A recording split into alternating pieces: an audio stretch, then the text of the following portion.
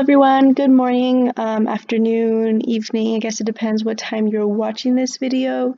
My name is Lily. This will be one of your videos for week 2 for Switzer's class.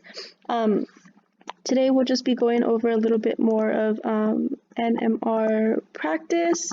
Essentially, this is what I have used throughout my OChem time to kind of get a little bit more practice looking at molecules. It's essentially just these A through D steps. This is the way I organize it. It helps me a lot, so hopefully it can help you. So with this molecule to the left of us, I guess first step, you can look at A. So identifying unique protons, which will also give us how many signals we have. So I guess first it's essential to know what I mean when I'm saying unique. So what that means is it would be which protons have different chemical environments, right? So we're looking at bonding and connectivity, right? So what is the proton bonded to? What is that bonded to? What is that bonded to? And so forth, right? So if we're looking at this molecule over here, and I'm asking myself, which protons are unique? Which protons are connected to different things that other ones aren't? So I guess we can just start off by adding them in here. So we have 3 protons here, 3 protons here. I apologize for it being a little messy. So essentially we have 7 protons all together, right? So are any of them different? Are any of them the same? Right off the bat, we can identify this one as being different. And then we can ask ourselves, are these the same? Right? So what you do is you can look at what is this proton bonded to. So they're all 3 bonded to a carbon. That's all bonded to another carbon. That's bonded to a hydrogen. That's also bonded to a bromine. And you can notice it's the same thing from here. So they're all bonded to a carbon. They're all bonded to the same carbon. That's bonded to the same carbon. That's bonded to the same proton. That's bonded to the same bromine, and so forth. So they actually do end up being the same. And one thing I want to point out, by identifying, you can use circles, squares, triangles, clouds, etc.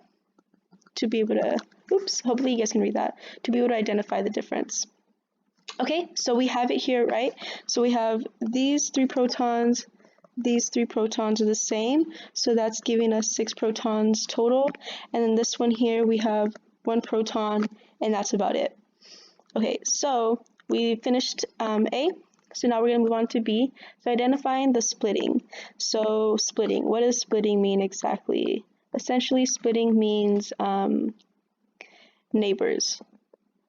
And I do not know how to spell neighbors, so that is probably totally wrong, but it's okay. So neighbors, and what I'm looking at is always, 3 bonds away only. Nothing more. You can do less, but nothing more. So 3 bonds away only. And then after we get that, we do the n+1. Oh my goodness, I don't know why I'm having such a hard time. So we do the n+1 rule. Okay. So first, I guess we can start off by doing the blue one here. So look 3 bonds away, right? So this H is bonded to this carbon, so that's 1 bond. That's 2 bonds. That's 2 bonds.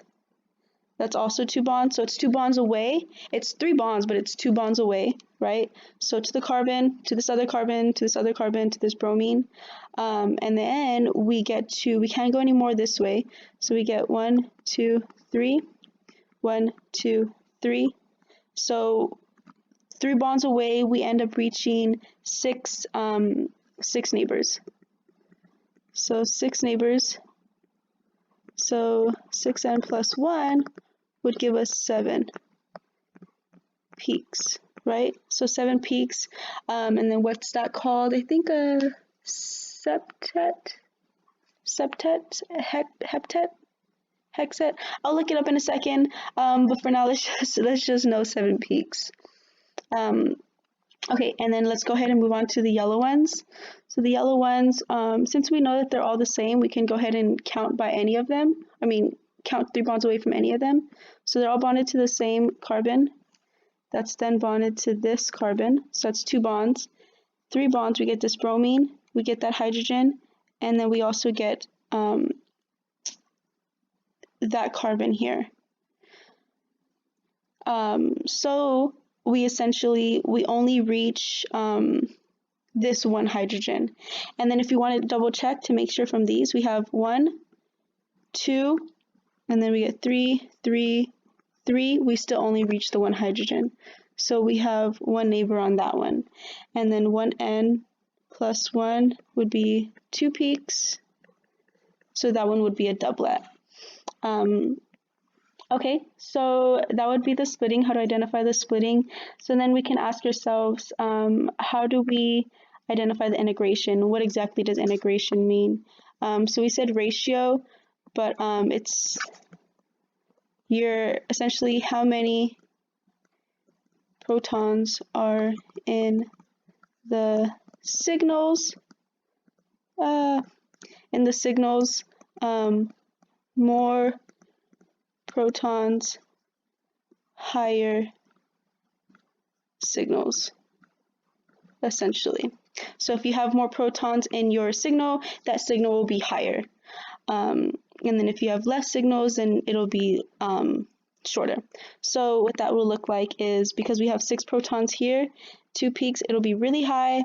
And then this one over here will be 3, 4, 5, 6, 7. It'll be kind of short. And there'll be a ratio of about 1 to 6, right? So 1, and then this one would be 6. So basically 6 to 1, 1 to 6, but don't really worry about that right now. Sorry, that just might be a little confusing. We'll get to that with part D. Okay, so we got part B, part C. Part D is identifying the position downfield versus upfield. So what that is downfield, you're going to think of more electrons